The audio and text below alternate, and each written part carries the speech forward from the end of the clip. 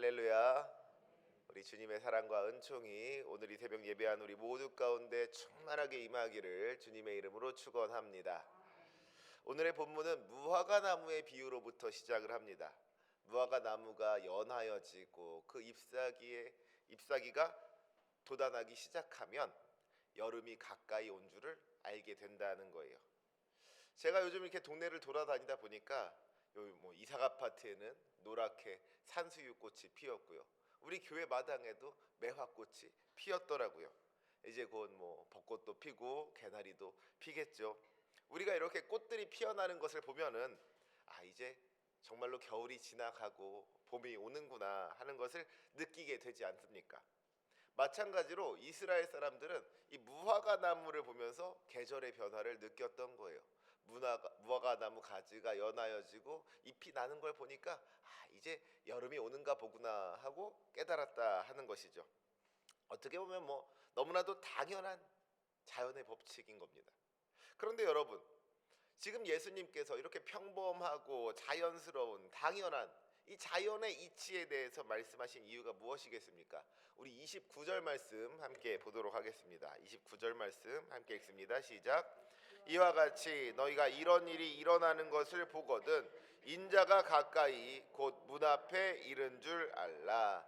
아멘. 여기서 이런 일이라는 것은요, 지금까지 예수님께서 앞에서 이야기하셨던 여러 가지 환난들에 대해서 말씀하고 있는 겁니다. 민족이 민족을, 나라가 나라를 대적하여 일어나겠고 곳곳에 지진이 있으며 기근이 있을 것이라고 했어요. 형제가 형제를, 아버지가 자식을 죽는 데 내어주고 자식들이 부모를 대적하여서 죽게 한다고 했습니다. 세상이 혼란해지고 도덕이 땅에 떨어진다는 거예요. 그뿐 아니라 거짓 그리스도들과 거짓 선지자들이 일어나서 우리를 미혹할 것이라고 했습니다. 성도들이 박해를 당한다 그랬어요. 이 환난의 날이 우리 믿는 사람들에게 더욱 가혹하게 찾아온다는 것이죠. 그래서 이 환난이 얼마나 극심할 것인지 마가복음 13장 19절에 보니까 하나님께서 창조하신 시초부터 지금까지 이런 환난이 없었고 후에도 없으리라 그랬습니다. 이전에도 없었고 후에도 다시 없을 그런 극심한 고난이, 극심한 환난이 우리에게 찾아오게 될 거라는 무서운 경고의 말씀인 것이죠. 여러분, 이것이 얼마나 무서운 말씀입니까? 그야말로 상상만 해도 끔찍한 일이잖아요. 그런데 예수님께서 말씀하시는 거예요. 너희가 이런 일이 일어나는 것을 보거든 인자가 가까이 곧 문 앞에 이른 줄 알라. 그 환난 앞에서 두려워하고 불안해하고 무서워서 덜덜 떠는 것이 아니라, 낙심하고 좌절하는 것이 아니라 소망을 가지라는 거예요. 이런 일이 일어나는 것을 보니까 이제 주님께서 오시겠구나, 우리를 구원하실 예수님께서 우리 가까이에 오셨구나, 우리 주님께서 정말로 우리 문 앞까지 오셨구나, 이것을 깨달으라는 것이죠. 사랑하는 우리 성도 여러분, 무화과 나무에 잎이 나면요 반드시 여름이 옵니다. 이건 어떤 확률의 이야기가 아닌 거예요. 올 수도 있고 안 올 수도 있는 게 아니라는 겁니다. 우리가 살다 보면요, 여름이 조금 일찍 오는 해도 있고요, 또 어떤 해는 여름이 조금 늦게 오는 해도 있어요. 하지만 여름이 오지 않는 법은 없는 겁니다. 때가 되면 여름이 오는 거예요. 반드시 여름은 오게 되어 있는 겁니다. 마찬가지로 우리 주님은 반드시 다시 오실 줄로 믿습니다. 우리 예수님께서 분명하게 다시 오실 줄로 믿습니다. 이것은 막연한 희망사항이 아닌 거예요. 어쩌면 오실 수도 있고 어쩌면 안 오실 수도 있다, 이런 어떤 불확실한 이야기가 아닌 겁니다. 이것은 우리 주님께서 우리에게 허락하여 주신 약속의 말씀인 거예요. 그리고 주님의 약속은 반드시 이루어지는 줄로 믿습니다. 본문 31절 말씀에서 예수님께서 이렇게 말씀하십니다. 천지는 없어지겠으나 내 말은 없어지지 아니하리라. 우리가 서 있고 있는 이 땅도, 우리 위에 펼쳐진 저 하늘도 언젠가는 사라지게 된다는 거예요. 이 세상 모든 것들이 영원하지 않더라는 겁니다. 하지만 우리 주님의 말씀은 다른 것이죠. 우리 주님의 말씀은 변하지 않는 거예요. 우리 주님의 말씀은 영원한 겁니다.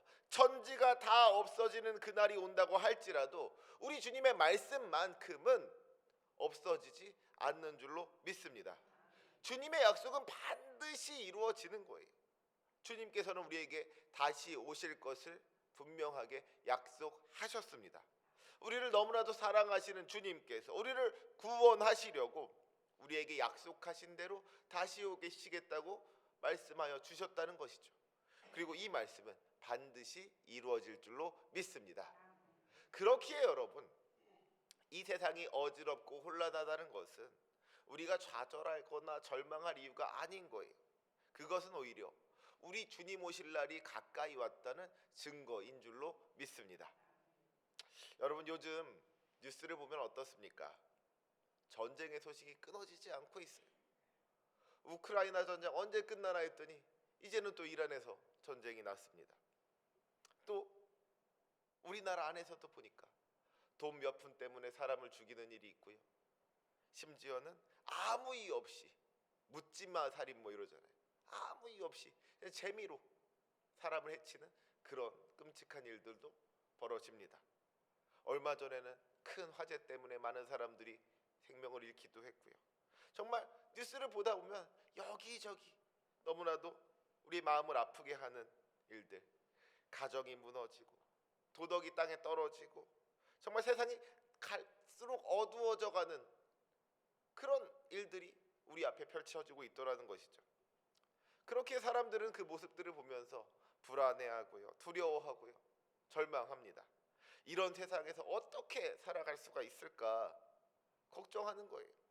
하지만 우리에게는, 우리 믿는 사람들에게는 소망이 있는 줄로 믿습니다. 우리를 구원하실 주님께서 오실 거예요. 이 어두운 세상을 환하게 밝혀주실 우리 주님께서 지금도 우리에게 다가오고 계시는 줄로 믿습니다. 세상이 점점 더 어두워지고 있다는 것은 주님께서 가까이 오셨다는 증거라는 거예요. 이 소망 가지고 이 어두운 세상을 믿음으로 이겨내는 저와 여러분이 되시기를 주님의 이름으로 축원합니다. 그런데 여러분, 여기서 우리가 반드시 짚고 넘어가야 될 말씀이 있어요. 우리 본문 32절 말씀을 보시기 바랍니다. 우리 32절 말씀도 함께 읽겠습니다. 시작. 그러나 그날과 그때는 아무도 모르나니 하늘에 있는 천사들도 아들도 모르고 아버지만 아시느니라. 아멘. 주님께서는 그날이 반드시 온다고 말씀하셨습니다. 하지만 동시에 그날이 언제인지는 아무도 모른다고 하셨어요.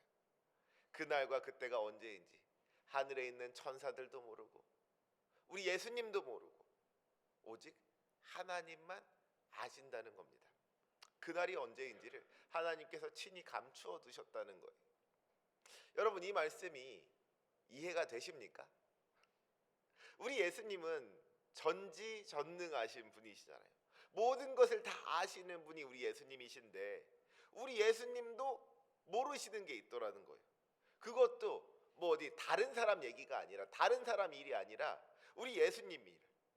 예수님 본인이, 예수님께서 다시 오실 그날이 언제인지를 알지 못하신다는 겁니다. 이게 좀 이상하게 들릴 수 있는 거잖아요.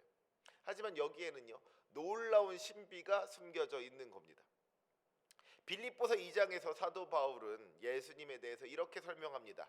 그는 근본 하나님의 본체시나 하나님과 동등됨을 취할 것으로 여기지 아니하시고 오히려 자기를 비워 종의 형체를 가지사 사람들과 같이 되셨고 사람의 모양으로 나타나셨다. 요한복음의 표현을 빌리자면 하나님의 말씀이 육신이 되어서 우리 가운데 거하시는 거예요. 하나님께서 사람이 되신 것이죠. 이것이 바로 성육신입니다. 예수님은 우리와 똑같은 인성을 취하셨어요. 그래서 누가복음 2장 52절에 보니까 뭐라고 하고 있느냐? 예수는 지혜와 키가 자라가며 하나님과 사람에게 더욱 사랑스러워 가시더라 그랬습니다. 예수님께서 태어나실 때부터 완벽한 모습으로, 완전한 모습으로 그렇게 태어나신 것이 아니더라는 거예요.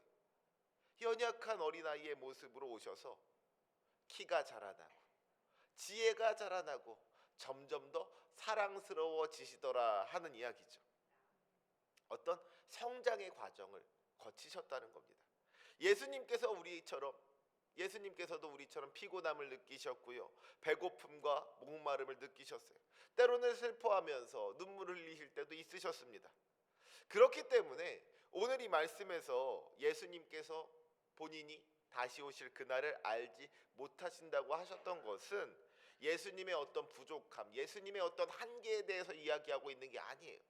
이것은 오히려 우리를 위하여서 자기 자신을 낮추신 그 예수님의 겸손과 순종에 대해서 보여주고 있는 말씀인 겁니다. 예수님이 다시 오실 그날을 온전히 하나님께 맡겨드린 거예요. 하나님께서 보내시는 그날에 예수님께서 오신다는 것이죠. 그래서 예수님께서는 그날이 언제인지를 아무도 모른다고, 천사들도 모르고 아들도 모르고 오직 아버지만 아신다고 말씀하고 계신 겁니다. 그리고 이것은 우리에게 아주 중요한 것을 알려줍니다. 그것은 우리가 주님께서 오실 그날을 알 수 없다는 거예요. 우리가 주님 오실 그날을 알지 못한다는 겁니다. 그렇잖아요. 천사들도 모르고 예수님도 모르는데 하나님만 아시는데 그 비밀을 감히 누가 알 수 있겠습니까? 세상 그 누구도, 세상 그 어떤 사람도 그날을 알 수 없는 거예요. 만약에 자기가 예수님이 오실 그날을 알고 있다고 하는 사람이 있다면 그 사람은 거짓말쟁이고요, 사기꾼이고요, 이단인 겁니다. 그런 사람들의 말은 귓등으로도 들을 필요가 없는 거예요. 예수님도 알지 못하는 걸 지가 뭐라고 알겠어요. 우리는 이런 거짓말에 흔들리지 말아야만 합니다. 그런데 여러분, 하나님은 왜 그날을 아무도 모르도록 감추어 두셨을까요? 주님께서 다시 오실 그날을 왜 알려주지 않으시는 걸까요? 주님께서 오실 그날을 왜 우리에게 알려주지 않으시는지가 궁금하시다면, 반대로 우리 주님께서 다시 오실 그날을 우리가 알고 있다면 우리가 어떻게 될까, 어떤 일이 일어날까 하는 것을 한번 상상해 보시기 바랍니다. 만약에 그날을 우리가 알고 있다면 어떻게 될까요? 아마도 전부는 아닐지라도 우리 중에 많은 사람들이요, 그날이 다가올 때까지 세상 사람들과 똑같은 모습으로 살아갈 겁니다. 그냥 자기 마음대로 살아가는 거예요. 육체의 정욕을 따라서 살아가는 겁니다. 죄로 가득한 삶을 살게 된다는 것이죠. 그리고 그러다가 주님 오실 때가 가까이 오면 그제서야 부랴부랴 회개하려고 하는 거예요. 그날을 안다고 해서 미리미리 준비하는 것이 아니라 그날이 올 때까지 마음 푹 놓고 있다가 그날이 가까이 오면, 그날이 임박하면 그제서야 주님 맞을 준비를 할 거라는 거예요. 만약에 오늘 저녁에 주님께서 오신다고 생각해 보세요. 오늘 저녁에 우리 주님께서 오시는 거예요. 그러면 이 새벽에 마음 놓고 주무실 수 있는 분이 있으실까요? 그런 분 아무도 없으실 거예요. 온 성도가 교회에 모여가지고 그냥 발 디딜 틈이 없겠죠. 새벽부터 저녁까지 막 눈물로 기도하면서 회개할 거예요. 또 감사하고 찬양하면서 주님을 영접할 겁니다. 그런데 지금 이 시간에, 이 새벽에 지금 여기저기 빈자리가 보이는 이유가 뭐예요? 아직은 시간이 있다고 생각하기 때문인 거예요. 주님 오실 때가 아직 멀었다고 생각하고 있는 겁니다. 언젠가 우리 주님 다시 오시기는 하겠지만 그게 오늘 저녁은 아니라고 생각하니까 이 새벽에도 편안하게 주무실 수가 있더라는 것이죠. 그래서 주님께서는 그날을 비밀로 하신 거예요. 우리가 그날을 알게 되면 그날에 맞춰서 신앙생활 할 거 아니겠습니까? 그전에는 대충 하다가 그날이 오면 언제 그랬냐는 듯이 막 열심히 신앙생활 할 거 아니에요. 주님께서는 그런 어떤 가식적인 신앙생활을 원하지 않으시는 거예요. 그때만 열심히 하는 것이 아니라, 그때만 최선을 다하는 것이 아니라 언제나 항상 주님 앞에 열심을 내고 최선을 다하는 그런 믿음을 우리에게 기대하시는 것이죠. 그래서 주님께서 우리에게 이렇게 명령하십니다. 우리 33절 말씀을 큰 소리로 함께 읽겠습니다. 33절 말씀 함께 읽습니다. 시작. 주의하라, 깨어 있으라, 그때가 언제인지 알지 못함이라. 아멘. 주님께서 오실 때가 되면 그제서야 준비할 생각하지 말라는 거예요. 편안하게 자고 있다가 주님께서 오시는 것 같으면 그때서야 일어날 생각하지 말라는 겁니다. 그날이 언제인지는 아무도 모르는 거예요. 오늘이 그날일 수도 있는 겁니다. 당장 오늘 저녁에 주님께서 우리를 찾아오실 수도 있다는 거예요. 그렇기 때문에 우리는 깨어 있어야만 합니다. 주님께서 언제 오시든지 기쁨으로 맞이할 수 있도록 항상 언제나 준비되어져 있는 삶을 살아야 된다는 거예요. 언제든지 우리 주님 보시기에 부끄럽지 않은 모습으로 주님 뜻에 합당한 삶을 살아가야 되는 줄로 믿습니다. 그렇다면 우리가 어떻게 하는 것이 깨어있는 삶이냐? 말 그대로 밤에도 잠자지 말라는 것일까요? 24시간을 깨어있으라는 걸까요? 날마다 교회 와서 철야기도 하라는 것일까요? 그게 아니죠. 이어지는 34절부터의 말씀을 보면 우리가 깨어있는다는 것이 무엇인지를 정확하게 알 수가 있습니다. 이 34절부터의 이야기가 무슨 말이냐? 어떤 사람이 외국으로 가면서 종들을 불러 모은 거예요. 그리고 종들에게 일을 맡긴 겁니다. 자기가 외국으로 나가 있는 동안에 이런 일들을 좀 해놓으라고 종들에게 권한을 주고 사물을 맡겼다고 했어요. 그러면 이제 종들이 해야 할 일은 뭐예요? 주인이 올 때까지 맡겨진 일을 성실하게 감당하면 되는 겁니다. 주인이 없다고 해서 게으르게 놀고 있으면 안 된다는 거예요. 주인이 준 그 권한을 가지고 주인이 맡긴 사물을 잘 감당하면 되는 거예요. 주인이 언제 돌아오든지 내일 오든지 모레 오든지 언제 오든지 지금까지 내가 이런 일을 해왔다고 주인 앞에 보여줄 수 있도록 사명을 감당하는 모습을 보여줘야 한다는 것이죠. 이것이 바로 깨어있는 종의 모습인 겁니다. 우리도 마찬가지예요. 주님께서 우리에게 맡겨주신 사명이 있는 줄로 믿습니다. 우리가 이 땅을 살아가면서 우리가 해야 될 일들이 있더라는 거예요. 그러면 그 일들 잘 감당하면 되는 겁니다. 꼭 무슨 거창하고 대단한 일을 하는 것만이 사명이 아니에요. 우리 주님은 우리에게 할 수 없는 일을 맡겨주시는 그런 분이 아니신 거예요. 할 수 없는 일 맡겨놓고서 어떻게든 해내라고 우리를 다그치는 그런 무서운 주인이 아닌 겁니다. 주인이 종들에게 권한을 줬다고 하잖아요.